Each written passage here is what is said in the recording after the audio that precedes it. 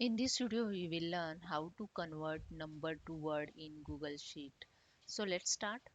This is my Google Sheet. I have here some number. I want to convert this number in word. So just click on the extension, click on the add once, click on the get add once, and here you search number text. Select it and click on it.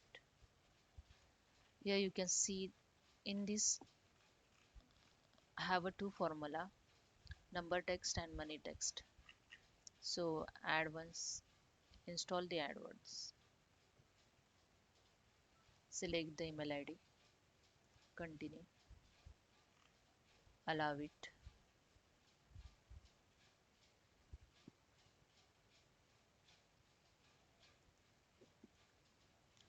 Here you can see this AdWords. Close it. Now in extension here you can see the number text. Now use is equal to number text. Tap, select the amount, bracket close, enter it.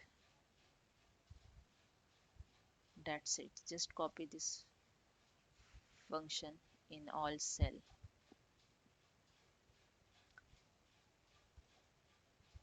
That's it. You can check it all is correct.